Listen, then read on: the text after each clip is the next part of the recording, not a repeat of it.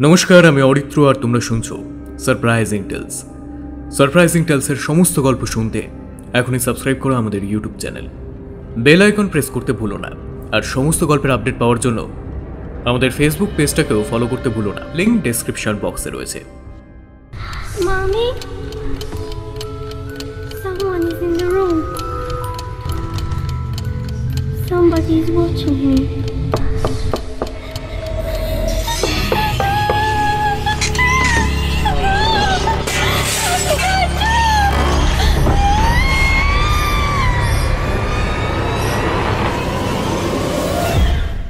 Surprising Tales. উদয়পুরের কাছারি মহলে ঠিক কী ঘটনা ঘটেছিল অতীতে, সেই একই ঘটনার পুনরাবৃত্তি ঘটতে চলেছে বর্তমান সময়ের মৌপি এবং মিতালির সঙ্গে। কে রক্ষা করবে তাদের, কিভাবেই বা রক্ষা পাবে তারা, সমস্ত কিছুর উত্তর পাবে আজকের এই গল্পে। আজকে তোমাদের জন্য রইল সুরজিৎ ঘোষের কলমে একটি বিশেষ গল্প, সম্ভোগ। শুনতে থাকো আজকের গল্প।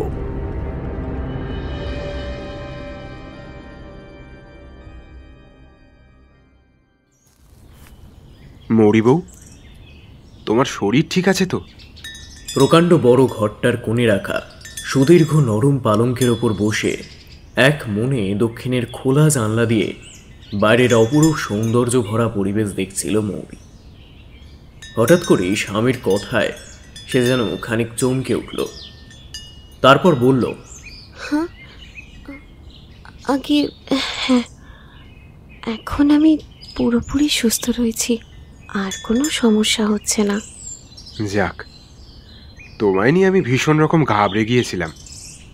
তোমার শরীর এখন সুস্থ আছে শুনে ভারী নিশ্চিন্ত হলাম।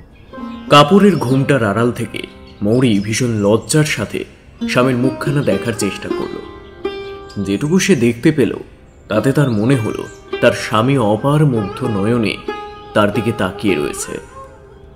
বিছানার মধ্যে মৌরি যেখানে বসেছিল, তার স্বামী শ্রীহরি তালুকদার এসে বসল ঠিক তার পাশে। অপার বিস্ময় আর লজ্জায় মৌরির ভেতরটা যেন কুঁকড়ে গেল এক নিমিষে। এত নিবিড়ভাবে কোনো পুরুষের সংস্পর্শে সে এর পূর্বে আসেনি। কিরকম যেন একটা অদ্ভুত অচেনা শিরশিরে অনুভূতি তার সর্বাঙ্গ জুড়ে ছড়িয়ে পড়ল। স্বামী শ্রীহরি তালুকদার মৌরি বউকে কাছে টেনে নিয়ে বলল, আহ মৌরি বউ, আমি তো তোমার স্বামী নাকি? আমার কাছে আবার এত লজ্জা কিসে?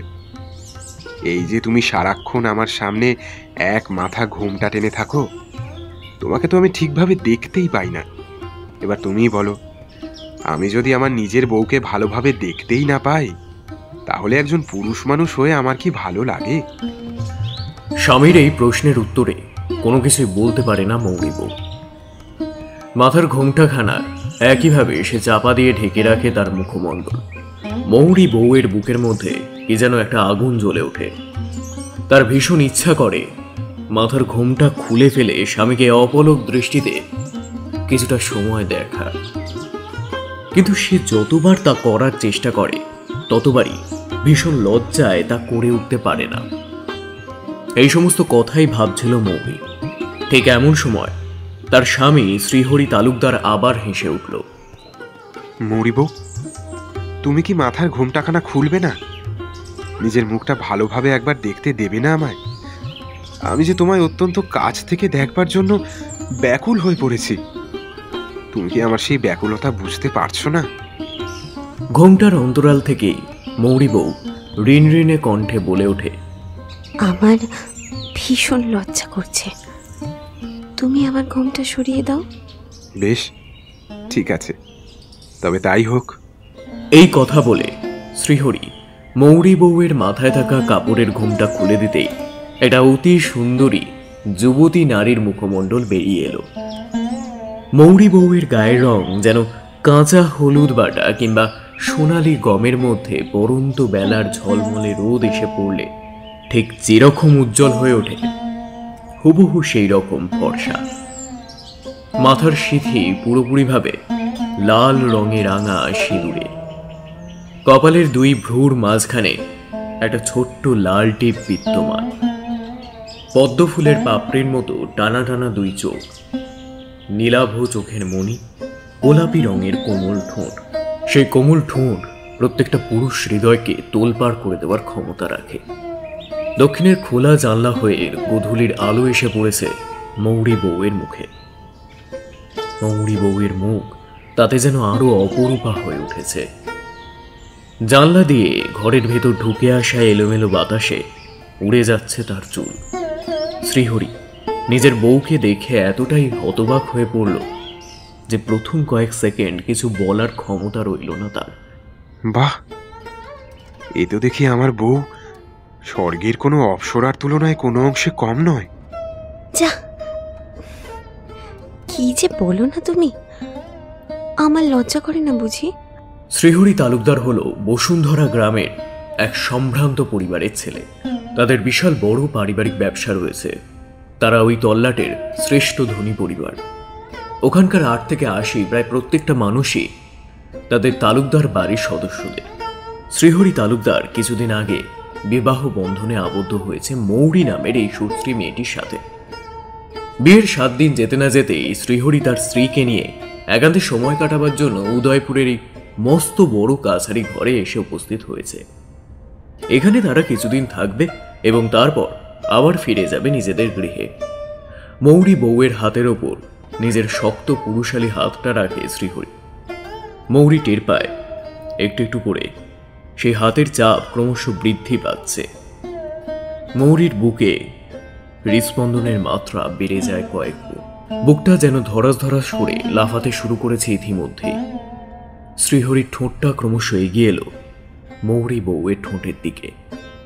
বিছানার চাদরখানা নিজের হাতে খামচে ধরল মৌরি। দু চোখ বন্ধ করে নিল প্রবল লজ্জায়। দুজনের দুই ঠোঁটের মাঝে ব্যবধান একেবারে নেই বললেই চলে। তারা একে অপরের অত্যন্ত ভালোবাসায় চুম্বনের মাধুর্যে লিপ্ত হতেই যাবে ঠিক এমন সময়। দাদাবাবু বলছি, অনেকক্ষণ হলো তো তোমরা এসো, খাওয়া দাওয়া কিছু কি? কথাগুলো বলতে বলতেই হন্তদন্ত হয়ে ঘরের ভিতর প্রবেশ করল মাধবদা। মাধব তথা বেণীমাধবশীল শ্রীহরি এবং মৌরি বৌমার দেখভাল করা ও প্রয়োজনীয় যাবতীয় কাজকর্ম করার জন্য সেও এসেছে তাদের সাথে এই উদয়পুরের কাছারি ঘরে। এই রকম একটা সময় হুট করে ঘরের ভিতর ঢুকে এসে লজ্জায় জিভ কেটে নিজের দু চোখ বন্ধ করে দিয়ে মাধবদা কাঁচু মাচু গলায় বলল, হে রাম রাম রাম, না না না না, আমি আমি আমি আমি দেখিনি, আমি কিছু দেখিনি, আমি এখন আসছি, পরে আসবো। মাধবদা মুখে কিছু দেখিনি বললেও সে যে এসব কিছু দেখেছে এইটুকু বিলক্ষণ বুঝে মৌরি স্বামীর হাত ছাড়িয়ে বিছানা থেকে উঠে দৌড়ে বেরিয়ে গেল ঘরের বাইরে। ভীষণ রকমের রেগে শ্রীহরি মাধবদার দিকে তাকিয়ে ধমকের সুরে বলল, আহ মাধবদা, তুমি কখন যে কি করো না তা বোঝা বড় দায়। বলি, এইভাবে কেউ সদ্য বিবাহিত দম্পতির ঘরে হুটহাট ঢুকে আসে? তোমার দেখি কোনো কালেই কোনো আক্কেল জ্ঞান হবে না। তোমার বৌমা কি ভীষণ লজ্জা পেয়ে গেল বলো দেখি। বেণীমাধব নিজের দোকানে হাত দিয়ে বলল, মাফ করো দাদা বাবু, আমি সত্যি মানে বুঝতে পারিনি যে ঘরের ভেতর ঢুকে এরকম একটা দৃশ্য দেখতে হবে। আর তোমাকে বা কি বলি বলো দেখি, ঘরের দরজাখানা বন্ধ করে দিলে তো আমি আর ঢুকতে পারতাম না এরকম করে। তুমি যাও, বৌমার কাছে যাও, সে বড় লজ্জা পেয়েছে। তাকে গিয়ে একটু বুঝিয়ে বলো যে বেণীমাধবদা কিছুই দেখেনি, মৌরি বৌমা যেন লজ্জা না পায়। বেণীমাধবদার উপর রেগে গিয়ে গজগজ করতে করতে সে ঘরের বাইরে বেরিয়ে গেল শ্রীহরি তালুকদার। ঘরের মধ্যে কেবল ফ্যাকাশে মুখ নিয়ে দাঁড়িয়ে রইল বেণীমাধব। তবে সেই দৃশ্যটার কথা মনে পড়তেই ফিকফিক করে হেসে উঠল সে। যাক, দাদা বৌদির মধ্যে যে একটা ভালো সম্পর্ক গড়ে উঠেছে এটা ভেবেই পরম শান্তি অনুভূত হলো তার হৃদয়। মৌরি বউ, আজ আমাদের এখানে আমার বেশ কিছু অত্যন্ত ঘনিষ্ঠ বন্ধু বান্ধব আসবে। তুমি সেই মতো প্রস্তুত থেকো। আমি বেণীমাধবদাকে বলে দেব সকলের জন্য রান্না করতে। শেষের দিন অর্থাৎ উদয়পুরের কাছারি ঘর থেকে বিদায় নেওয়ার আগের দিন শ্রীহরি এই কথাগুলো বলল তার নতুন বউকে। নতুন বউ এ কথা শুনে ভারী অবাক হয়ে পড়ল। স্বামী চলে যেতেই বেণীমাধবদাকে ডেকে মৌরি জিজ্ঞাসা করল, বেণীমাধবদা, কি ব্যাপার গো? তোমার দাদাবাবু বলল যে আজ নাকি তার বেশ কিছু ঘনিষ্ঠ বন্ধু বান্ধব আসবে, তারা কি এখানেই থাকবে? তা তো জানি রে বৌমা, দাদাবাবু তো আমায় সেরকম কিছু কয়নি। তবে হ্যাঁ, মনে হয় কেউ বা কারা আসবে, কারণ এইমাত্র দেখে এলাম যে এই কাচারি মহলে বৈঠকখানায় বেশ কিছু লোকজন এসে তা সাজাতে শুরু করেছে ভালোভাবে। রজনীগন্ধা ফুল, জুঁই ফুলের মালা আর লাল কাপড় দিয়ে সেজে উঠেছে সমগ্র বৈঠকখানা ঘর। তাহলে নিশ্চয়ই দাদাবাবুর কোনো অতিথি আসবে মনে হয়, বন্ধু বান্ধব আসতে পারে।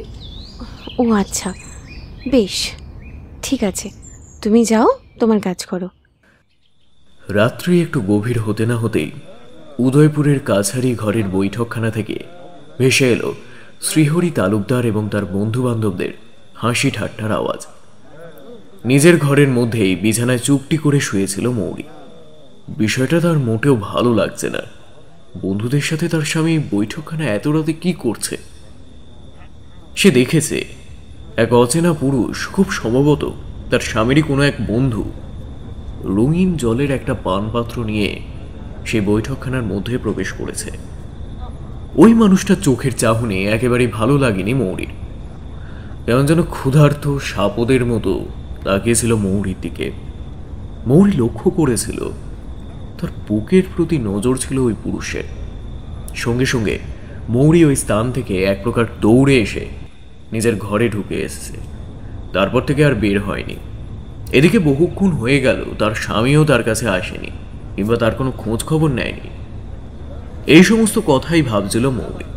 ঠিক এমন সময় ঘরের ভেজানো দরজা মৃদু ক্যাচ ক্যাচ শব্দ করে খুলে গেল।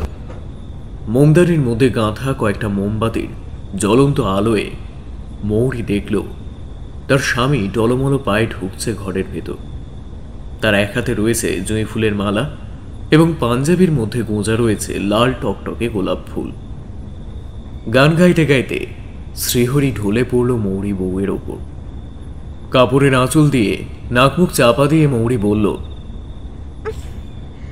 ইস, তুমি কি আজ ওইসব নেশার জিনিস খেয়েছো নাকি? এত গন্ধ ছাড়ছে মুখ দিয়ে, এই গন্ধে আমার মাথা ধরে যায়। শ্রীহরি এবার বউয়ের নরম কোমল পেটটা খামছে ধরল। সঙ্গে সঙ্গে চিৎকার করে উঠল মৌরি। শ্রীহরি হাসতে হাসতে বলল, হ্যাঁ, আজ একটু খেয়েছি বটে, তবে এখনো খাবো। আমি তো তোমায় নিয়ে যেতে এলাম প্রিয়তমা। নিয়ে যেতে এলাম মানে? কোথায় নিয়ে যাবে আমায়? মৌরির এই প্রশ্নে শ্রীহরি ঢুলু ঢুলু নেশাতুর নয়নে তার দিকে তাকিয়ে হাসতে হাসতে জড়ানো গলায় বলল, কোথায় আবার? বৈঠকখানায়। আমার বন্ধুদের সাথে তোমার পরিচয় করিয়ে দেব। আমার বন্ধুরা তোমায় দেখবার জন্য উদ্গ্রীব হয়ে পড়েছে। না না, তোমরা এখন নেশা করে রয়েছো। এখন আমি কিছুতেই বৈঠকখানায় যাব না। সেরকম হলে কাল সকালে তোমার বন্ধুদের সাথে আমার পরিচয় করিয়ে দিও, তাতে আমার কোনো আপত্তি নেই। মৌরির এমন ধারা আপত্তিসূচক উত্তর পেয়ে মাথার মধ্যে যেন ক্রোধের আগুন জ্বলে উঠল শ্রীহরি। তার নেশায় ঢুলু ঢুলু জবা ফুলের মতো টকটকে লাল দুই চোখ বিস্ফোরিত হলো নিমিষের মধ্যে। স্ত্রী চুলের মুঠি সজোরে চেপে ধরে সে বলল, যাবে না মানে? তোমাকে যেতেই হবে, তা না হলে আমার বন্ধুদের কাছে আমার মান থাকবে না। আমাকে অযথা বাধ্য করো না বল প্রয়োগ করতে। শ্রীহরির এই কথাগুলো শুনে মাথার ওপর যেন সমস্ত আকাশ ভেঙে পড়ল মৌরির। নিজের স্বামীকে ভীষণ রকম অচেনা বলে মনে হলো তার। ততক্ষণে তার চুলের মুঠির চাপ আরো বেশ কিছুটা বৃদ্ধি পেয়েছে। চিৎকার করে নিরীহ মেয়েটা বলে উঠল, লাগছে তো আমার। লাগবে লাগবে, আরো ভালো লাগবে। ভালোই ভালোই আমার সাথে বৈঠকখানায় চলো, না হলে আমার হাত থেকে তোমার নিস্তার নেই। একরকম টানতে টানতে মৌরিকে নিয়ে এসে সে বৈঠকখানার মাঝে ছুঁড়ে ফেলে দিল। মৌরি জলে ভেজা চোখে তাকিয়ে দেখল স্বামীর মুখটার দিকে। হায় ভগবান, এই কি তার সেই ভালোবাসার মানুষ যাকে সে নিজের সবটা উজাড় করে দিয়েছিল এই কয়েকদিনে? কিন্তু আজ তার এই কি বিভৎস রূপ দেখছে সে। নাকি এতদিন ধরে ওর স্বামী কেবলমাত্র ভালোবাসার মুখোশ পড়েছিল, যে মুখোশ আজ নেশার পর খসে পড়েছে নিজের অজান্তেই। আসলে শ্রীহরি একটা শয়তান, নরকের পিশাচ। মৌরির সমস্ত ভাবনা থমকে গেল তার স্বামীর অট্টহাসির শব্দে। কি ভাবছো মৌরি?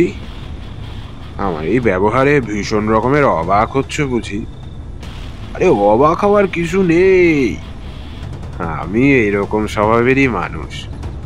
তুমি কি ভাবলে কি করে যে আমার মতন এমন সম্ভ্রান্ত ধনশালী পরিবারের তরতাজা এক যুবক কেবলমাত্র তোমার মতন তুচ্ছ এক সামান্য নারীর প্রতি আসক্ত হয়ে থাকবে আজীবন? আমি আর আমার এই সকল ঘনিষ্ঠ বন্ধু বান্ধবরা মিলে এর আগে কত রাত কত মেয়ে মানুষের সাথে কাটিয়েছি, তা তোমার এবং আমার পরিবারের সকলেরই অজানা। আসলে আসলে নারী শরীর তো তৈরি হয়েছে পুরুষদের ভোগ করবার জন্য। এই কয়েকদিন ধরে আমি তোমায় ভোগ করেছি, আজ আমার বন্ধুরাও তোমায় ভোগ করবে। সকলে মিলে একসাথে ভোগ করবো আজ তোমায় কাজের নিশীতে। মৌরির মাথায় যেন বাজ পড়ল। নিজের কানকেই সে যেন বিশ্বাস করতে পারল না প্রথমটায়। চারপাশটা ভালো করে তাকিয়ে দেখল সে। মদ্যপানে আসক্ত কয়েকটা যুবক তার দিকে পলকহীন ভাবে তাকিয়ে রয়েছে ক্ষুধার্ত হায়নার মতো। তাদের ঠোঁটের কোণ থেকে যেন গড়িয়ে পড়ছে মদ মিশ্রিত লালারস। শ্রীহরি এগিয়ে এসে মৌরির শাড়ির আঁচল ধরে সজোরে টান দিতেই মৌরি চেপে ধরল বুকের মধ্যে শাড়িটা। তারপর কাঁদতে কাঁদতে করুণ সুরে বলল, তুমি আমার সাথে এরকম অন্যায় করতে পারো না, কিছুতেই না।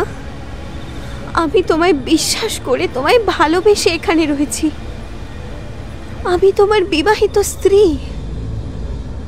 তুমি আমাকে সকলের সামনে এভাবে নিচে নামিয়ে আনতে পারো না। দয়া করে আমায় কলঙ্কিত করে তুলো না। আমি তোমার পায়ে পড়ি। পায়ে পড়ে কোনো লাভ নেই, তুমি এইভাবে কান্নাকাটি করো না। কাঁদলে যে তোমার রূপ নষ্ট হয়ে যাবে, চোখের কাজল ধুয়ে যাবে। আরে এদের কাছে লজ্জা কিসের? এরা আমার অত্যন্ত ঘনিষ্ঠ বন্ধু। আজকে রাতের কথা কেউ জানতে পারবে না, কাক পক্ষীতেও টের পাবে না। তুমি স্বাচ্ছন্দ্যে এদের সাথে ক্রিয়ায় রত হতে পারো, আমার তাতে বিন্দু মাত্র আপত্তি নেই। কারণ এদের বাড়ির বউদেরকেও তো একদিন আমরা সকলে এভাবেই ভোগ করেছি। এটাই তো আমাদের বন্ধুদের নিয়ম। ছি ছি ছি ছি ছি, তোমরা এত নীচ প্রকৃতির মানুষ। তোমরা মানুষ নও, তোমরা সকলে এক একটা নরকের কীট, বোধহয় তার থেকেও অধম কোনো প্রাণী। মৌরির গালে এবার সজোরে একটা থাপ্পড় মারল শ্রীহরি। তারপর আঙুলের ইশারা করে মৌরিকে চুপ করতে বলল। তার বন্ধুরা একে অপরের সাথে চোখ চাওয়াচাওয়ি করে নিজেদের পোশাক খুলতে শুরু করেছে একে একে। পোশাক খোলা মাত্রই বেরিয়ে আসছে সকলের লোমশ পেশিবহুল ঘর্মাক্ত শরীর। চরম ঘৃণায় আর অপমানে মৌরির দৃষ্টি যেন সংকুচিত হয়ে এলো। সে দুই হাত জোর করে মিনতি সুরে বলল, আমি তোমাদের পায়ে পড়ি, তোমরা আমায় ছেড়ে দাও। দয়া করে আমার সম্মান নষ্ট করো না। ছেড়ে দেওয়ার জন্য কি আর আজকের এই রাতের পরিকল্পনা করেছি মৌরি? নাও নাও, তুমি এবার প্রস্তুত হয়ে নাও দেখি। একটা ছেলে রঙিন জলে ভরা গ্লাস হাতে নিয়ে এগিয়ে এসে মৌরির গায়ের ওপর প্রায় ঢলে পড়ে জঘন্য হাসি হেসে বলল, বৌদি তুমি চাপ নিও না, সবাই মিলে একসাথে নয়, একা একা, একা একা হবে। ছেলেটাকে এক ধাক্কায় দূরে ফেলে দিয়ে মৌরি এবার চিৎকার করে হিংস্র বাঘিনীর ন্যায় গর্জন করে বলল, আমি কিন্তু চিৎকার করে লোক ডাকবো বলে দিলাম। সত্যি মৌরি, মাঝে মধ্যে তুমি এমন এক একটি বোকার মতন কথা বলো যে আমি কি বলবো তাই ভেবে পারি না। বলি, আমাদের এই কাছারি ঘরের ধারে পাশে যে কোনো ঘর বাড়ি নেই সেটা তো তুমি জানোই। এই জায়গাটা সম্পূর্ণ জনমানবহীন, লোকালয় থেকে অনেক দূরে, আর আমরা ছাড়া এই মহলে আর কেউ নেই। তাই তুমি যতই চিৎকার করো না কেন, তোমার ডাকে সাড়া দিয়ে কেউ আসবে না তোমায় উদ্ধার করতে। সেই কারণেই বলছি, চিৎকার করে লাভ নেই, বরং আত্মসমর্পণ করো আমাদের কাছে, তাতেই তোমার মঙ্গল। মৌরির শরীর থেকে এবার শাড়িটা প্রায় খুলে গেল শ্রীহরির হাতের টানে। প্রাণপণ চিৎকার করে উঠল মৌরি। অসহায়ভাবে হাউমাউ করে কেঁদে ফেলল অঝরে। মৌরি চিৎকার শুনে এবার ঘুম থেকে উঠে কোনো রকমে দৌড়ে এলো বেণীমাধব সেই বৈঠকখানার ঘরে। বৈঠকখানার ভিতরে প্রবেশ করে ওই দৃশ্য দেখে সে পুরোপুরি অবাক হয়ে গেল। বিষয়টা যে ঠিক কি ঘটছে তা বুঝে গেছে বেণীমাধব। মৌরির দিকে তাকিয়ে এগিয়ে গিয়ে তাকে আগলে দাঁড়িয়ে বলল, দাঁড়া বাবু, আমি বেঁচে থাকতে কিছুতেই বৌমান ইজ্জত তোমায় নষ্ট করতে দেব না। দাদা বাবু, আমি যদি জানতাম তুমি এত বড় একখানা পাষণ্ড, তাহলে আমি কর্তামশাইকে বলে তোমার উচিত শিক্ষা দেওয়ার ব্যবস্থা করতাম। বৌমা হলে এ বাড়ির লক্ষ্মী, আর তুমি সেই লক্ষ্মীর মান সম্মান নষ্ট করতে চাইছো। তোটাই নরাদম তুমি। চুপ, একদম চুপ। বাড়ির চাকর চাকরের মতন থাকবে। তোমার সাহস হয় কি করে আমার মুখের ওপর কথা বলার? আমার বিরুদ্ধে তুমি বাবার কানে নালিশ জানাবে? বেণীমাধব দা, তোমার ভবলীলা সাঙ্গ হবার সময় এসে গেছে। তোমাকে তো আর বাঁচিয়ে রাখা যাবে না। বেশি দরদ না তোমার? মৌরি বউয়ের জন্য দরদ যেন একেবারে উতলে উঠেছে। এই নাও তবে। এই কথা বলে শ্রীহরি এবার বিশাল বড় ভারী পিতলের ফুলদানিটা হাতের মুঠোয় তুলে নিয়ে তার সজোরে বসিয়ে দিল বৃদ্ধ বেণীমাধব শীলের মাথা লক্ষ্য করে। অব্যর্থ নিশানায় পিতলের ফুলদানি গিয়ে লাগতেই ঝনঝন শব্দে খসে পড়ল সেটা মেঝেতে। আর বৃদ্ধ বেণীমাধব একটা বিকট মর্মভেদী চিৎকার করে কাটা কলা গাছের মতো লুটিয়ে পড়ল বৈঠকখানার ঘরের মধ্যে। তার কাঁচা পাকা মাথার চুল বেয়ে নেমে এলো তাজা রক্তের ধারা, আর কি যেন একটা চ্যাটচ্যাটে ঘোলাটে তরল পদার্থ, খুব সম্ভবত ঘিলু জাতীয় কিছু। চোখের সামনে এমন একটা নৃশংস মৃত্যু দেখে সে যেন পাথরের মূর্তিতে পরিণত হলো। যে মানুষটা তাকে বাঁচানোর শেষ চেষ্টাটুকু করেছিল সে এখন বর্তমানে মেঝের ওপর পড়ে রয়েছে। তার নিশ্চল স্পন্দনহীন দেহটা দেখে বোঝা যাচ্ছে বেণীমাধবদার শরীরে আর প্রাণ বলে কিছুই নেই। মৌরির চোখের কোণ থেকে নেমে এলো লবণাক্ত জলের ধারা। ততক্ষণে সেই শ্বেত পাথরের সাদা মেঝে ভেসে যাচ্ছে বেণীমাধবের উষ্ণ তাজা টকটকে লাল রক্তের স্রোতে। চোখের সামনে এত রক্ত দেখে কেমন যেন ঘোর লেগে গেল মৌরির। চোখের পাতা ভারী হয়ে বন্ধ হয়ে এলো তার। সংজ্ঞা হারিয়ে মেয়েটাও এবার লুটিয়ে পড়ল নিচের মেঝেতে। পরদিন পূবের আকাশে সূর্যদেব মুখ তুললে সূর্যের রক্তিম আলোর ছটা এসে পড়ল মৌরির চোখে, আর তাতেই জ্ঞান ফিরল তার। একটা অস্ফুট আর্তনাদ বেরিয়ে এলো মৌরির মুখ থেকে। চোখ বন্ধ থাকতেও ধীরে ধীরে মনে পড়ে গেল কালকের ওই অভিশপ্ত রাতের সমস্ত ঘটনা। চোখের পাতা খুলতেই মৌরি নিজের দেহটাকে দেখে যেন কুঁকড়ে উঠল।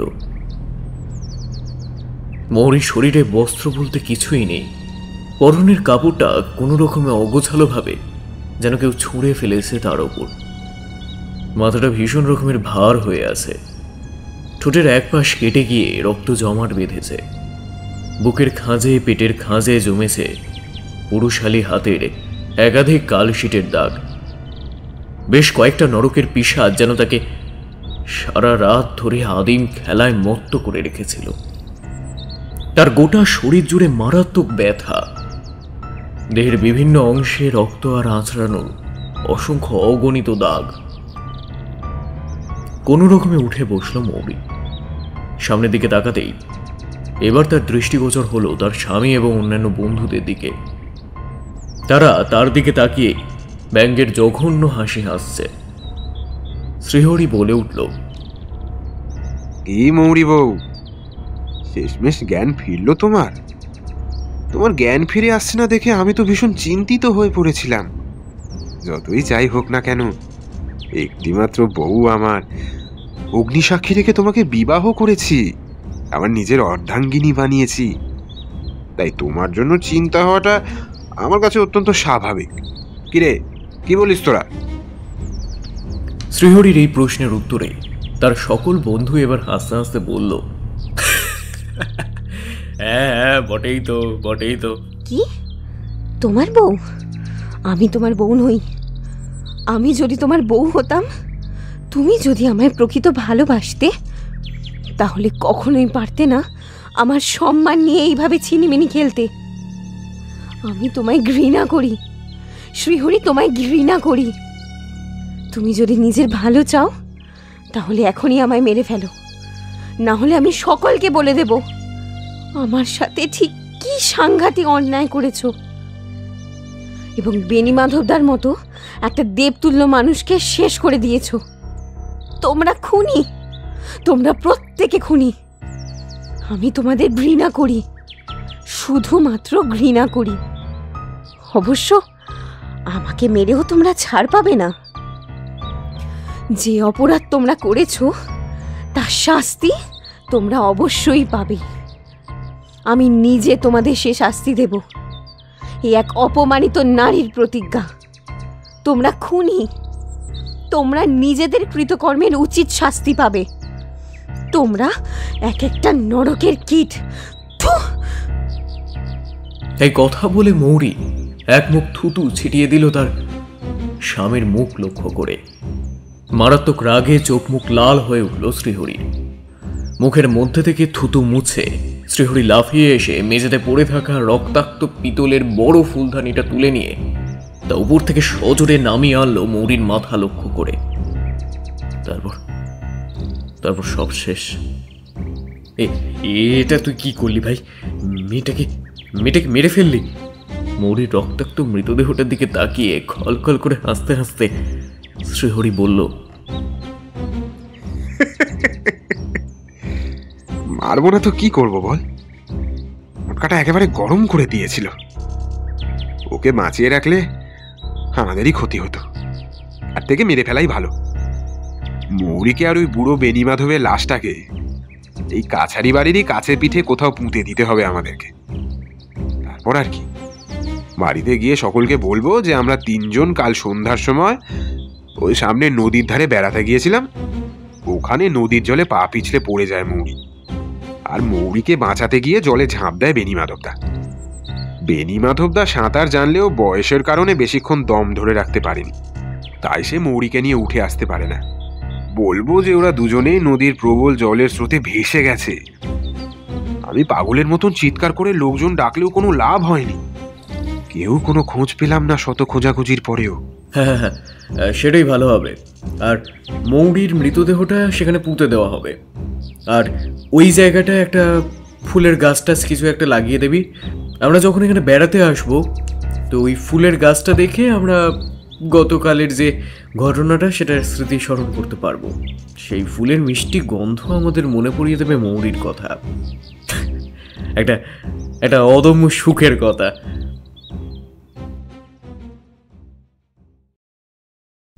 সাল 2024। তা কবে ডেটটা ফাইনাল করলি তোরা? আরে এই তো সামনে সানডেতে আমাদের সকলেরই সেরকম খুব একটা কাজকর্ম নেই, তাই ওই ডেটটাই ফাইনাল করে রাখছি আপাতত। মৌপ্রিয়া, তোর কোনো প্রবলেম হবে না তো? প্রবলেম আসলে কি জানিস সূর্য, আমি তো এরকম ভাবে এর আগে কোনোদিন বাইরে বের হইনি, মানে বন্ধু বান্ধবদের সাথে। সেই জন্যই সব দিকটা ম্যানেজ করা আমার পক্ষে একটু টাফ হয়ে যাচ্ছে। না না না না না মৌপ্রিয়া, আমি কিন্তু তোর এরকম কোনো কথা শুনতে পারবো না। আমাদের এদিকে সব প্ল্যান রেডি হয়ে গেছে। তুই যদি এখন না বলিস তাহলে কিন্তু বিষয়টা সত্যি খুব খারাপ হবে।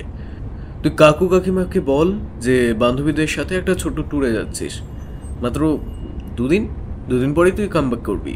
কিন্তু সূর্য, কোনো কিন্তু নয় মৌপ্রিয়া, তোকে যেতেই হবে। আমি এখন ফোনটা রাখলাম, মনে রাখিস সামনের সানডেতে আমরা যাচ্ছি, ঠিক আছে?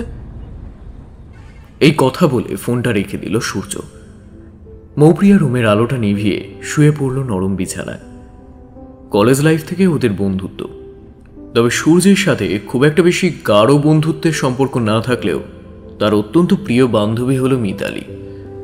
এক প্রকার মিতালির অনুরোধেই সেও যেতে রাজি হয়েছে ওদের সাথে ঘুরতে যেতে।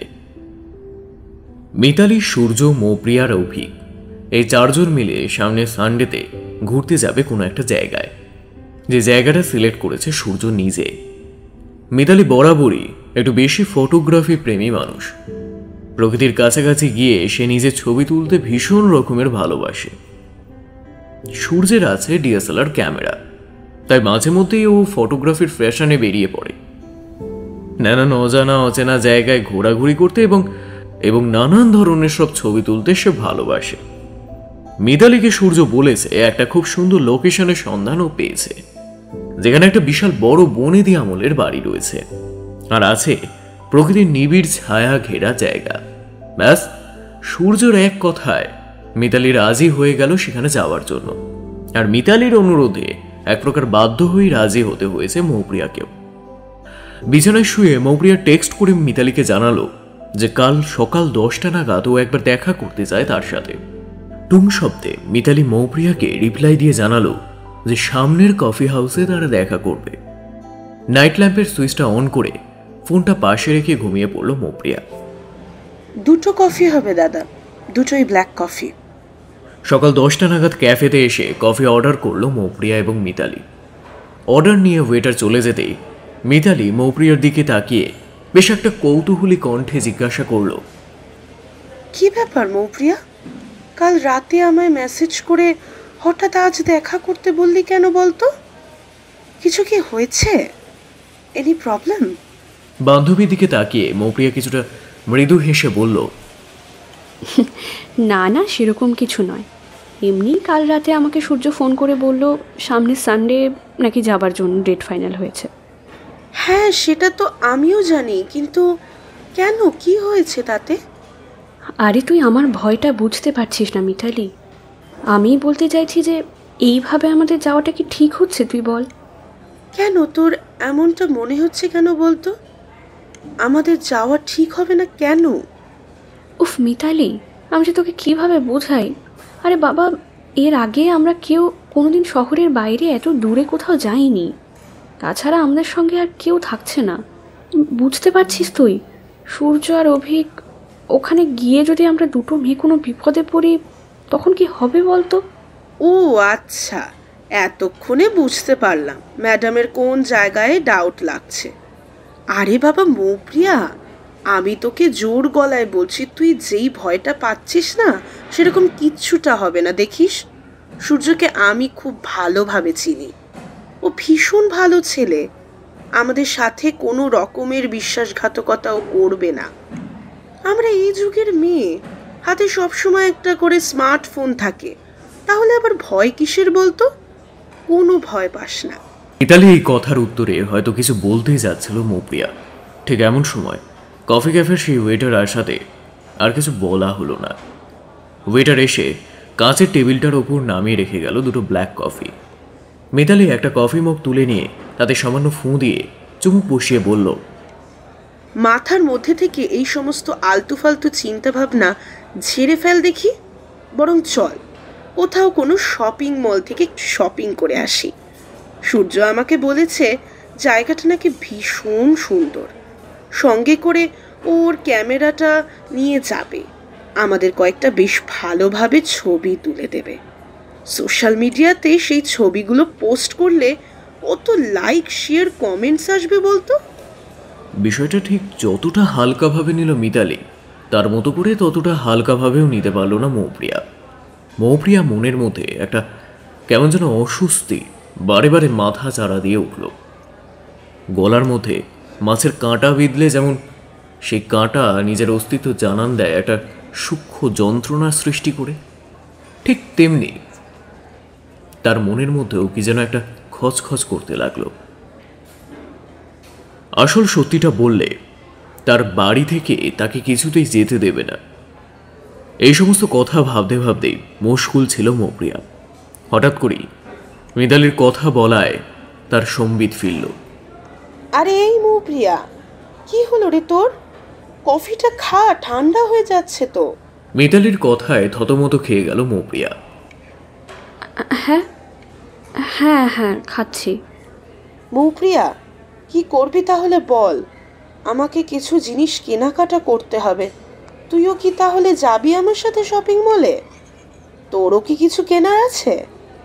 না রে মিতালি, আমি যাব না, তুই একাই যা, আমার সেরম কিছু কেনাকাটার নেই। ওকে ফাইন, ঠিক আছে রে মৌপ্রিয়া, এখন তাহলে বাড়ি যাচ্ছি। আমাদের আবার দেখা হবে সামনের সানডেতে। হুম।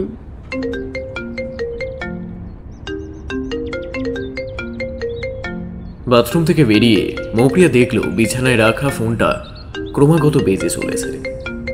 ফোনের উজ্জ্বল স্ক্রিনের দিকে তাকাতেই সে দেখল অভিকের নাম্বার ভেসে উঠেছে। দ্রুত হাতে ফোনটা রিসিভ করতেই ফোনের অপর প্রান্ত থেকে শোনা গেল অভিকের উচ্চ কণ্ঠের উচ্চ রব। কি ব্যাপার রে তোর মৌপ্রিয়া? তুই এখনো রেডি হয়ে বের হসনি নিশ্চয়ই বাড়ি থেকে? তোকে না কাল রাতে কত করে বলে দিলাম যে সকাল 10:30টায় আমাদের ট্রেন আছে। আমি আর সূর্য সেই কখন স্টেশনে চলে এসেছি, অথচ এখনো তোর আর মিতালির কোনো পাত্তা নেই।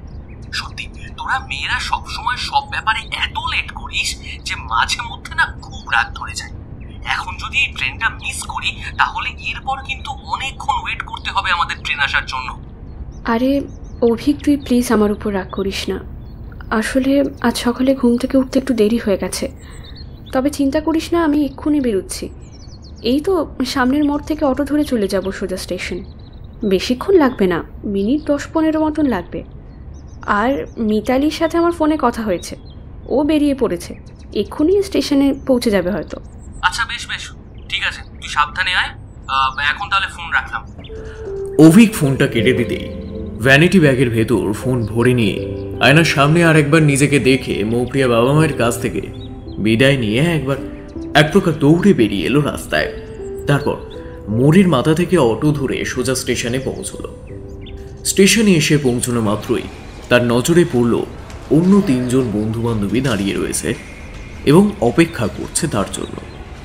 মৌপ্রিয়া সেখানে যাওয়া মাত্রই মিতালি ওর কাছে দৌড়ে এসে এক প্রকার ঝাঁপিয়ে এসে বলল, এই তো মাই সুইট হার্ট চলে এসেছে, আর কোনো টেনশন নেই। এই যে মৌপ্রিয়া, তুই তোর সঙ্গে কোনো শাড়ি নিয়েছিস তো? শাড়ি নিয়ে কি হবে মিতালি? ও মাই গড, শাড়ি পরে ফটো তুলবো আমরা, তুই শাড়িই নিসনি? ঠিক আছে, আমার কাছে একটা এক্সট্রা শাড়ি আছে, একসাথে শাড়ি পরে আমরা ছবি তুলবো, আর ছেলেরা পরবে পাঞ্জাবি। সত্যি মিতালি, তুই পারিসও বটে।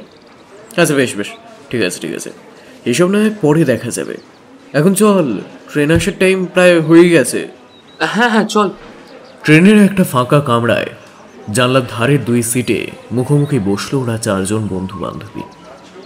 একদিকে সিটে বসলো মৌপ্রিয়া আর মিতালি, অপরদিকে তাদের মুখোমুখি সিটে বসলো সূর্য আর অভি। মিতালি প্রবল উত্তেজনার সাথে নিয়ে সূর্যের দিকে তাকিয়ে বলল, আরে এই সূর্য, এবার অন্তত বল যে আমরা আসলে কোথায় যাচ্ছি। তোর ডিসাইড করা লোকেশনটা এক্স্যাক্টলি কোথায়? কেন রে মিতালি, তোর কি আমার ডিসাইড করা জায়গার উপর এতটুকু ভরসা নেই? আরে ধুর, আমি কি তাই বলতে চেয়েছি নাকি? তুই আমার কথার উল্টো মানে করিস না। তোর ডিসাইডমেন্টের উপর আমি ভীষণ রকমের ভরসা করি, তাই বলেই তো কোথায় যাচ্ছি সেটাই না জেনে বেরিয়ে পড়েছি তোদের সাথে। তবুও কৌতূহল বলে তো একটা জিনিস আছে নাকি? আমি কৌতূহলের বসেই তোকে প্রশ্নটা করলাম। আমরা যাচ্ছি পূর্ব বর্ধমান জেলার উদয়পুর নামের একটা জায়গায়, যেখানে বহু বছর আগে নির্মিত একটা বিশাল বড় অট্টালিকা রয়েছে। বলতে পারিস জমিদার আমলের কোনো কাছারি মহল গোছের কিছু একটা ছিল হয়তো। সমগ্র জায়গাটার এত সুন্দর কয়েকটা ফটো দেখেছি আমি যে যাওয়ার জন্য পুরোপুরি পাগল হয়ে গেছি বলতে পারিস। খাবার দাবারের সমস্ত ব্যবস্থা আমি করে রেখেছি। ওখানকার একজন স্থানীয় মানুষের সাথে আমার আলাপ হয়েছে, সে আমাদের বাজার থেকে যাবতীয় যা কিছু প্রয়োজন সবই এনে দেবে। বিনিময়ে তার জন্য আমরা যথেষ্ট টাকা তাকে দিয়ে দেবো। বাহ, দুর্দান্ত লোকেশন। তোর উপরে আমার প্রথম থেকেই খুব বিশ্বাস ছিল। দাঁড়া, আমি একটা সেলফি তুলে সোশ্যাল মিডিয়ায় পোস্ট করে দিই। এই কথা বলে মিতালি এবার ফোনের সেলফি ক্যামেরা অন করে বেশ কয়েকটা ছবি তুলে নিল নিজের। অভিক কানে হেডফোন গুঁজে পছন্দের প্লেলিস্ট অন করে গান শুনতে শুরু করলো। সূর্য গেম খেলতে লাগলো আর মৌপ্রিয়া তাকিয়ে রইল অপলকভাবে খোলা জানলার দিকে। বাড়ি থেকে বের হওয়ার সময় মনটা বিষণ্ণ হয়ে থাকলেও এখন মনটা বেশ ফুরফুরে লাগছে ওর। বাবা মাকে ছেড়ে বাড়ির বাইরে খুব একটা কোথাও বের হয় না মৌপ্রিয়া, সে কারণেই মন মেজাজ একটু খারাপ হয়েছিল। কিন্তু চলন্ত ট্রেনের মধ্যে বসে বাইরের এই অপূর্ব সৌন্দর্য দেখে সবকিছু যেন ঠিক হয়ে গেল। তার মনের মধ্যে সহসা একটা আনন্দের ঝলমলে ভাব ফুটে উঠল। আরে নে নে, সবাই রেডি হয়ে নে, এরপর বর্ধমান জাংশনে নামতে চলেছে, আমাদের কিন্তু ওখানেই নামতে হবে, তারপর বাসে করে যেতে হবে আর কিছুটা পায়ে হাঁটা পথ, ব্যাস তাহলে আমাদের গন্তব্যে পৌঁছে যাব। সূর্যর কথা শুনে মৌপ্রিয়া, মিতালি আর অভিক নিজেদের ব্যাগপত্র সব সঙ্গে নিয়ে বেরিয়ে এলো গেটের কাছে। ট্রেন জাংশনে থামতেই ওরা একে একে নেমে এলো সকলে। জাংশন থেকে বেরিয়ে একটা ছোট গুমটি মতো চায়ের দোকানে 4টে চা আর 2টো সিগারেটের অর্ডার দিল অভিক। ধুমায়িত উষ্ণ মাটির ভাঁড়ে চুমুক বসালো মৌপ্রিয়া। এদিকে সূর্য আর অভিক চায়ের সাথে ধূমপানে ব্যস্ত হয়ে পড়ল। দুপুরের খাওয়া ওরা ট্রেনে বসেই করে নিয়েছিল। চা খাওয়ার পর ওরা এসে উঠল বাসে। বর্ধমানের আগে মৌপ্রিয়া বা মিতালি কেউই খুব একটা আসেনি, তাই জায়গাটা ওদের কাছে সম্পূর্ণ অচেনা। চেনা গণ্ডির বাইরে অচেনা কোনো জায়গায় বেড়াতে আসার মজাটাই আলাদা। বেশ কয়েক ঘন্টা একটানা বাসে আসার পর উদয়পুর নামে একটা বাস স্ট্যান্ডে নামলো ওরা প্রত্যেকে। পিচ রাস্তায় ধুলো উড়িয়ে বাস চলে গেল বহু দূরে। হাত ঘড়ির দিকে তাকিয়ে মৌপ্রিয়া দেখল এখন বিকেল প্রায় 5টার কাছাকাছি।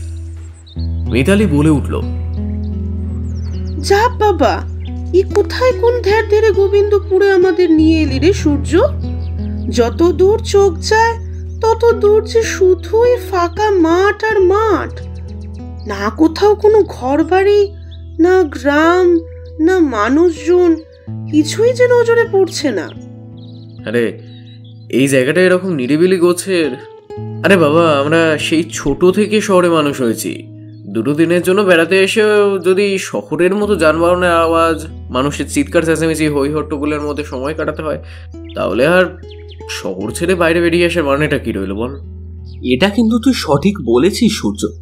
চারপাশটা কি সুন্দর দেখ, যেন কোনো ছবিতে আঁকা জনমানবহীন প্রান্তরে এসে পড়েছি আমরা 4 জন। তা হ্যাঁ রে, এখান থেকে কতটা রাস্তা আমাদের পায়ে হেঁটে যেতে হবে? অভিকের এই প্রশ্ন শুনে সূর্য ফোনের লোকেশন দেখে বলল, সে কি রে, এখনো 15-20 মিনিট হাঁটতে হবে? চল চল, তাহলে আর সময় নষ্ট করে লাভ নেই, আমরা বরং হাঁটতে শুরু করি। সন্ধ্যার অন্ধকার প্রায় ঘনিয়ে আসছে, শরীর ভীষণ রকমের ক্লান্ত হয়ে পড়েছে, এবার একটু বিশ্রামের বড় প্রয়োজন। তোরা কিছু চিন্তা করিস না বুঝলি, ইতিমধ্যেই আমার সাথে রঘুদার কথা হয়ে গেছে, সে সবকিছু এনে রেখেছে আমাদের জন্য, আমাদের কোনো কিছু নিয়ে চিন্তা করতে হবে না। সূর্যর এই কথা শুনে অনেকক্ষণ চুপ থাকার পর মৌপ্রিয়া এবার একটা প্রশ্ন করল, রঘুদা? এই রঘুদাটা কে সূর্য? আরে তোদের বললাম না, ওখানকার একজন স্থানীয় মানুষের সাথে আমি কন্ট্যাক্ট করে রেখেছি, যে আমাদের প্রয়োজনীয় সমস্ত কিছু যা লাগবে তা বাজার থেকে এনে দেবে, প্রয়োজনে আমরা তাকে পর্যাপ্ত পরিমাণ কিছু একটা দিয়ে দেবো। সেই ব্যক্তিটির নাম হলো রঘুনাথ মাঝি, আমি ওকে রঘুদা বলেই ডাকি। সূর্য এবার হাঁটতে আরম্ভ করলো এবং অন্যান্য বাকি 3 জন তার দেখানো পথ অনুসরণ করে এগিয়ে গেল সামনের দিকে। মেন পিচ রাস্তা ছেড়ে সূর্য একটা মাঠের সরু আলপথ ধরল। সময়টা ভাগ্যিস বর্ষাকাল নয়, তাই জন্য মাঠের আলপথ পুরোপুরি শুকনো রয়েছে, যাতায়াত করতে খুব একটা অসুবিধা হলো না কারণই। পাক্কা 14 মিনিট হাঁটার পর সরু আলপথ এসে যেখানে মিশল, সেই জায়গাটা মাঠের একেবারে মাঝখানে একটা বিশাল বড় জঙ্গল গোছের জায়গা। না, জঙ্গল ঠিক নয়, তবে সমগ্র জায়গাটার মধ্যে প্রচুর পরিমাণে গাছপালা থাকার কারণে সেটাকে একটা ছোটখাটো জঙ্গল বলাই চলে। আরও কিছুটা হাঁটার পর ওরা দেখতে পেল একজন মানুষ মস্ত বড় একটা গাছের গায়ে ঠেস দিয়ে দাঁড়িয়ে বিড়ি খাচ্ছে।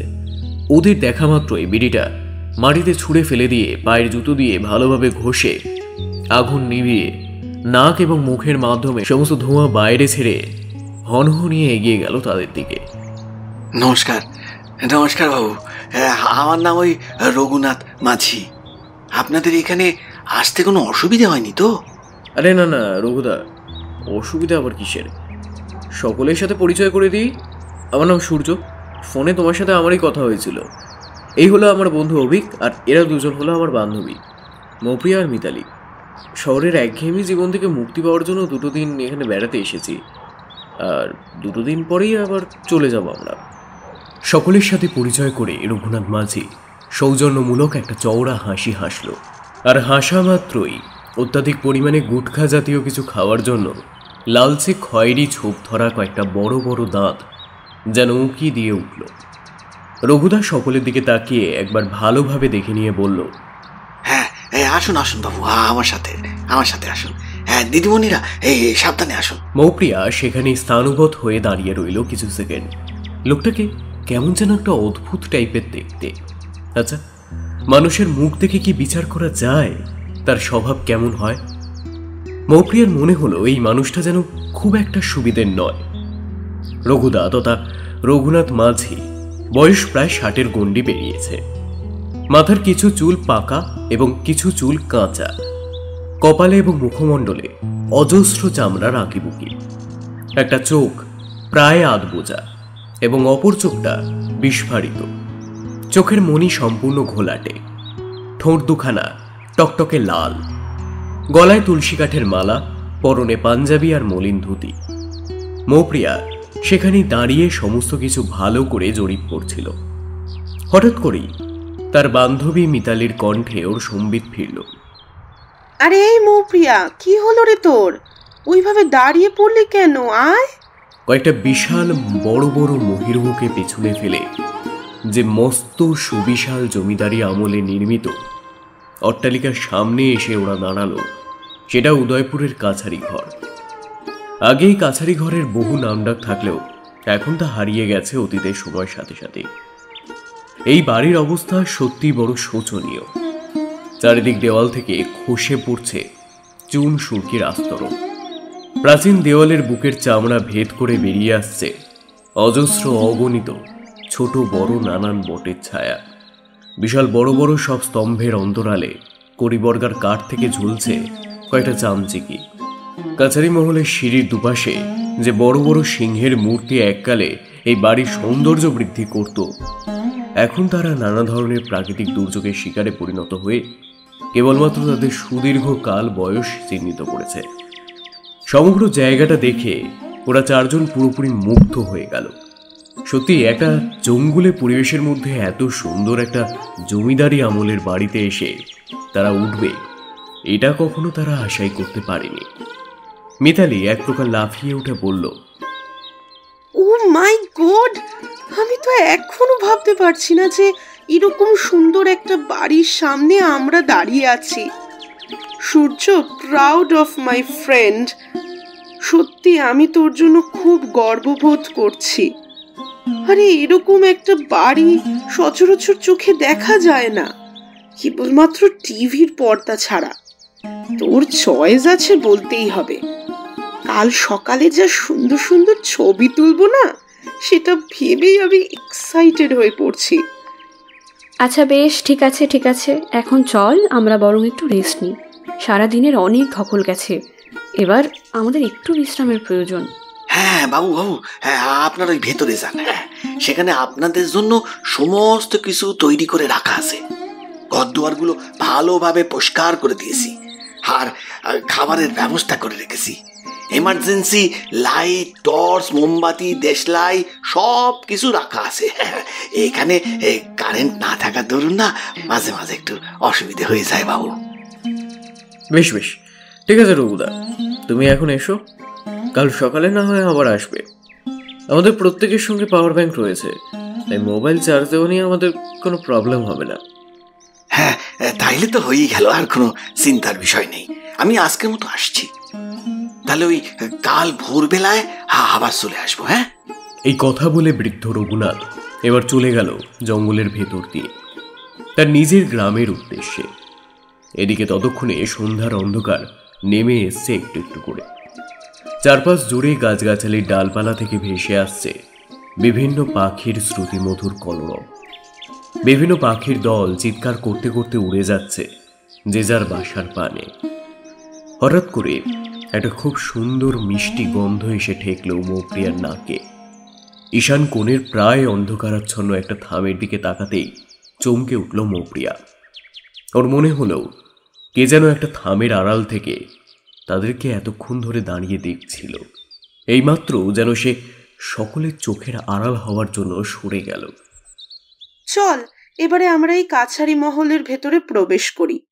রাত্রি এখন প্রায় 9টার কাছাকাছি। রাতের খাওয়া তাড়াতাড়ি কমপ্লিট করে পাশাপাশি দুটো ঘরে শুয়ে পড়ল চারজন। মৌমিতা আর মিতালি একটা রুমে, আর ঠিক তাদের পাশে রুমে সূর্য এবং অভিক রইল। রাতের ডিনারের জন্য বৃদ্ধ রঘুনাথ মাঝি পাউরুটি, কলা আর মিষ্টি এনে রেখেছিল। ভালোভাবে রাতের খাওয়া শেষ করে একটু তাড়াতাড়ি শুয়ে পড়ল ওরা সকলে। ঘরের এক কোণে একটা ছোট্ট টিমটিমে লণ্ঠন জ্বালিয়ে পালঙ্কের ওপর উঠে এলো মৌপ্রিয়া। মাথার গোড়ার বিশাল বড় জানলাটার একটা পাল্লা পুরোপুরি ভাঙা, আর সেই ভাঙা পাল্লা দিয়েই তার দৃষ্টি বাইরে যেতেই কি যেন একটা দেখে অবাক হয়ে গেল। তারপর খুব আস্তে আস্তে জানলার পাল্লাটা নিঃশব্দে খুলে মৌপ্রিয়া তাকালো বাইরের দিকে। পূর্ণিমার রাত হওয়ার কারণে আকাশের বুকে গোল রূপোর মতো ঝকঝকে একটা চাঁদ উঠেছে। আর তাতেই মৌপ্রিয়া দেখতে পেল এই কাছারি মহলের পিছনের দিকে থাকা একটা বিশাল বড় গাছ, যে গাছটা জুড়ে সাদা সাদা ফুল ফুটে রয়েছে অসংখ্য। খুব সম্ভবত সেই ফুল গাছ থেকেই ভেসে আসছে এই সুমিষ্ট গন্ধটা।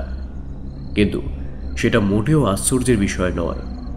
আশ্চর্যের বিষয় হচ্ছে একটা ছায়ামূর্তি সেখানে দাঁড়িয়ে রয়েছে ওই মস্ত বড় ফুল গাছটার তলায়। অন্ধকারের কারণে যে ছায়ামূর্তির চোখ মুখ খুব একটা ভালোভাবে বোঝা না গেলেও তার দুই চোখের ভীষণ উজ্জ্বল দৃষ্টি যেন পুরোপুরি মৌপ্রিয়ার দিকেই নিবন্ধ। নিজের দুই চোখ ভালোভাবে দুবার ডলে নিয়ে মৌপ্রিয়া তাকালো সেই দিকে। সত্যি ওই গাছতলায় কেউ যেন একজন দাঁড়িয়ে রয়েছে, কিন্তু এমন জনমানবহীন নির্জন প্রান্তরে কে এত রাতে আসবে, তার কি বা দরকার তা সে বুঝে উঠতে পারল না। অন্ধকারে চোখ সয়ে যেতেই মৌপ্রিয়া বুঝতে পারল সেই ছায়ামূর্তিটি আসলে একটা নারী অবয়ব। দুরন্ত বাতাসে অন্ধকারের মধ্যে গাছতলায় সেই নারী মূর্তির মাথার লম্বা লম্বা চুল শূন্যে উঠছে ক্রমাগত। আরে এই মৌপ্রিয়া, কি হয়েছে বলতো তোর? সেই কখন ধরে ওইভাবে জানলার দিকে তাকিয়ে আছিস কেন বলতো? মিতালি, দেখ ওখানে ওই ফুল গাছটার তলায় কে যেন একটা দাঁড়িয়ে রয়েছে। দাঁড়িয়ে রয়েছে নিচে? কই দেখি কে দাঁড়িয়ে আছে। আরে ধুর, ওখানে তো কেউ নেই। নিশ্চয়ই তুই চোখে ভুল দেখেছিস। তুই এখন শুয়ে পড়তো। সারাদিনের এত পরিশ্রম ধকল সেই সবের কারণে পুরোপুরি ঘেটে রয়েছিস।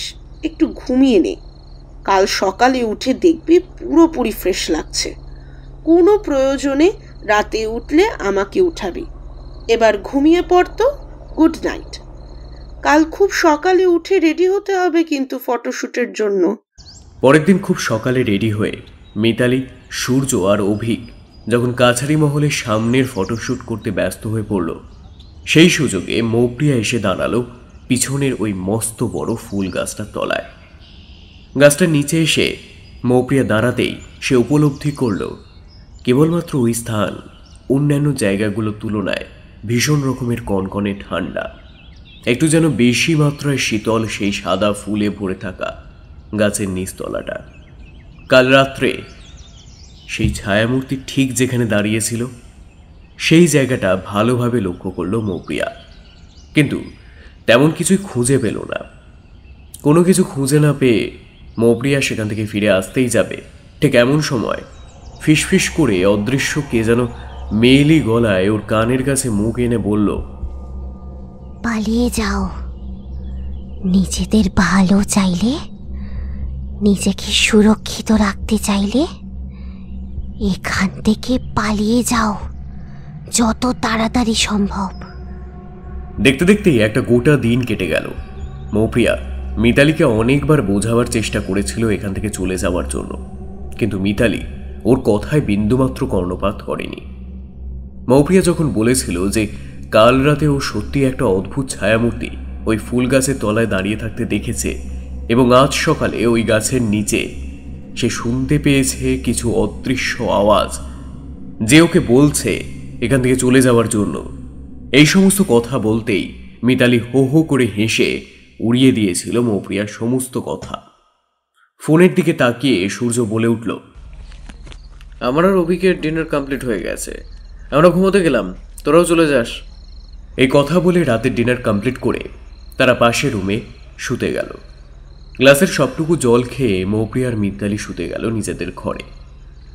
খুব অল্প সময়ের মধ্যেই ঘুমে ভারী হয়ে এলো মৌপ্রিয়া চোখের দুই পাতা। নিজের অজান্তেই খোলা জানলার দিকে তাকাতে তাকাতে ঘুমিয়ে পড়ল ওরা দুই বান্ধবী।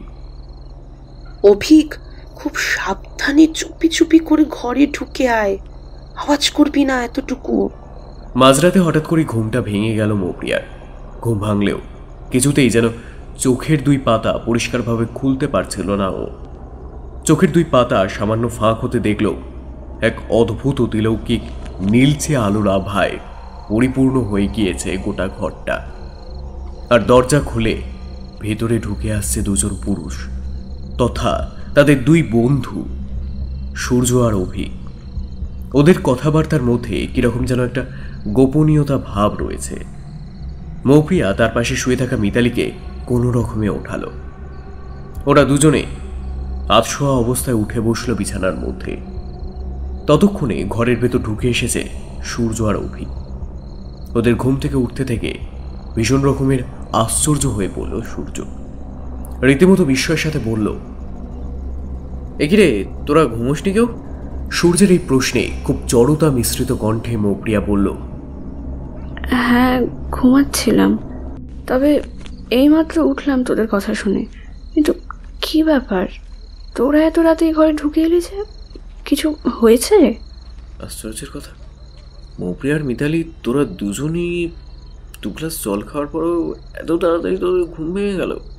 তবে কিছু হয়নি, এবার হবে। সূর্যের এই কথা শুনে অভিক হেসে উঠল পিশাচের মতো। মৌপ্রিয়ার হাতটা চেপে ধরল মিতালি। মিতালি কেমন যেন ভয় মিশ্রিত কণ্ঠে বলল, এইসব তোরা কি বলছিস সূর্য? তোদের কথার মাথা মুন্ডু আমরা তো কিছুই বুঝতে পারছি না। 2 গ্লাস জল খাওয়ার পরেও আমাদের এত তাড়াতাড়ি ঘুম ভেঙে গেল মানে? আর এবার কি হবে? অভিক এবার হাসি থামিয়ে বলল,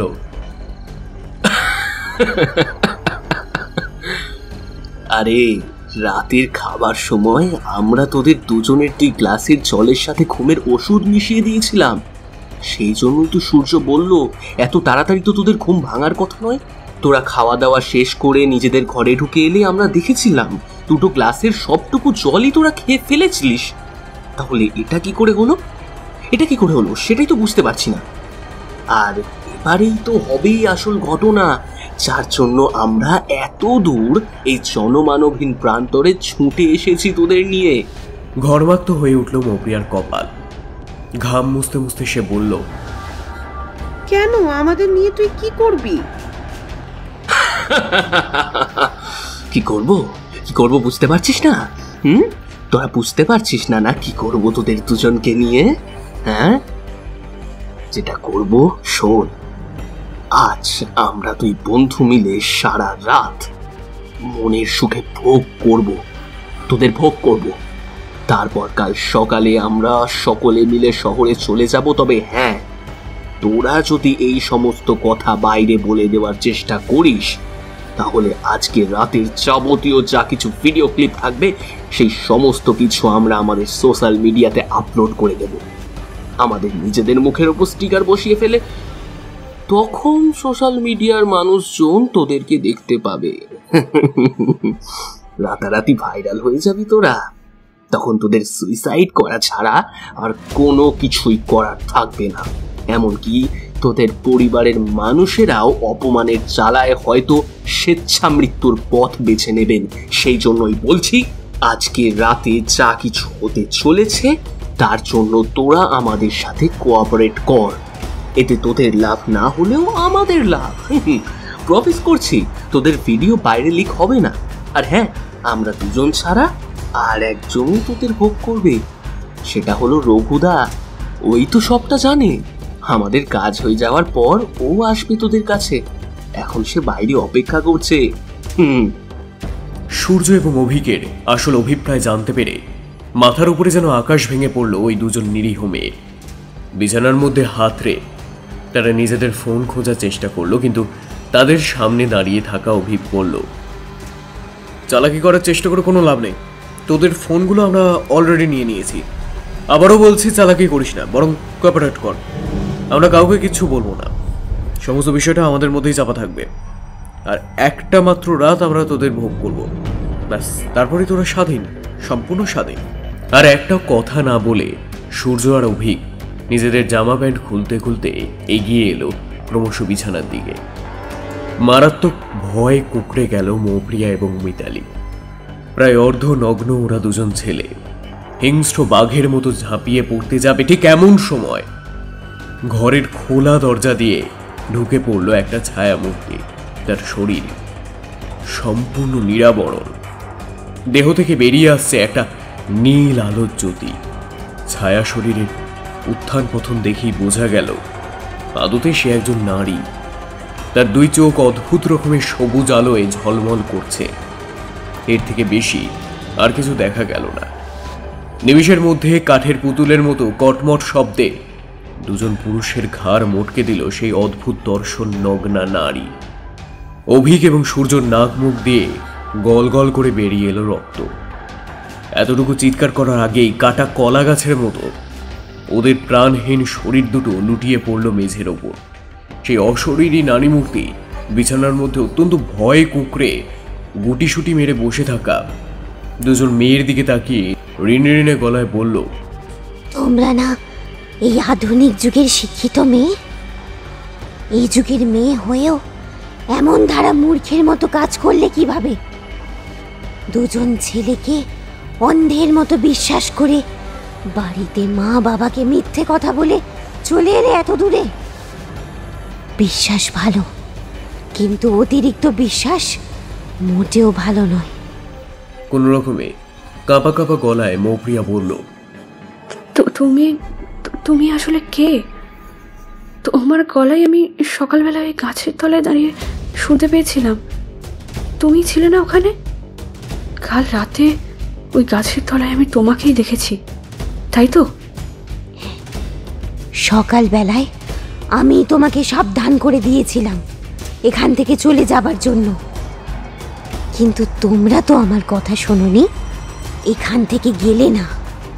ভাগ্যিস আমি ছিলাম, না হলে আজ 3 জন মানুষরূপী নরপিশাচের শিকারে পরিণত হতে তোমরা। তোমাদের ফুলের মতো কোমল পবিত্র দেহ দুটো ওরা কলুষিত করে দিত।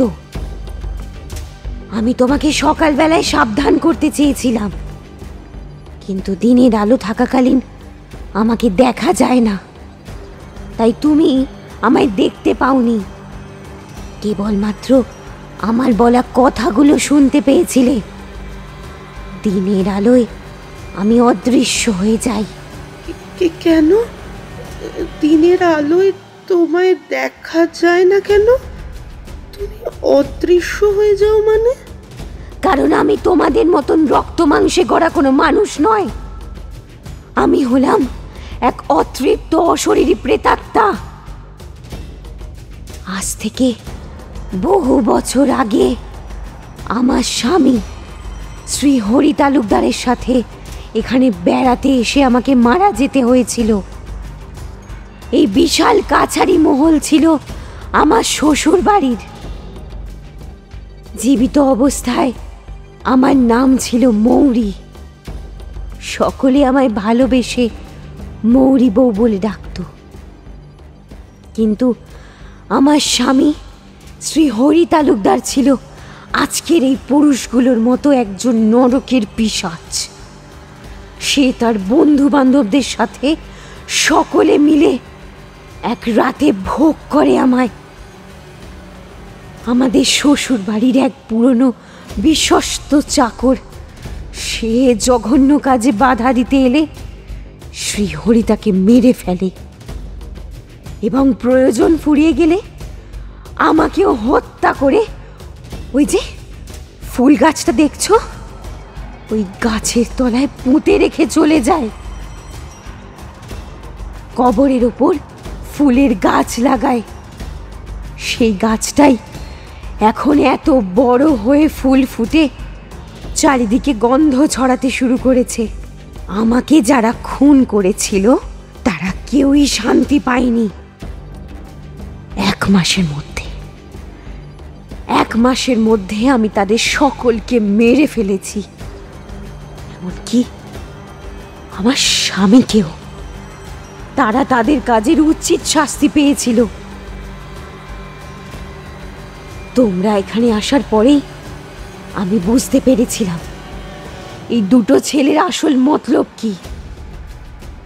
তাই তোমাদের বারবার সতর্ক করতে চেয়েছিলাম, কিন্তু তোমরা আমার সতর্কতা বুঝতে পারোনি।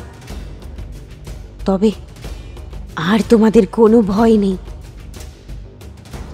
বাইরে রঘুনাথ মাঝি অপেক্ষা করছিল, আমি তাকেও মেরে ফেলেছি। কাল সকালের পূর্বেই তোমরা যে যার বাড়ি যাওয়ার জন্য এই কাছারি মহল ছেড়ে চলে যাও। তোমাদের কোনো ভয় নেই। পুলিশি তদন্ত হলেও তোমাদের নাম উঠে আসবে না কোনোভাবেই, কারণ কোনো তথ্য প্রমাণ পুলিশের হাতে গিয়ে পৌঁছবে না। তবে এই ঘটনার কথা আজীবন মনে রেখো। চটজলদি খুব সহজে কাউকে বিশ্বাস করে ফেলো না অন্ধের মতন। মিতালি আর মৌপ্রিয়া সেই অশরীরী নারীর উদ্দেশ্যে 2 হাত জড়ো করে কাতর কণ্ঠে বলল, তোমাকে অসংখ্য ধন্যবাদ আজ এইভাবে আমাদের রক্ষা করার জন্য। আমরা তোমার কথা আজীবন মনে রাখব, আর কাল ভোরের আলো ফোটার আগেই এই স্থান ছেড়ে চলে যাব। আর কখনো এরকম ভুল করব না।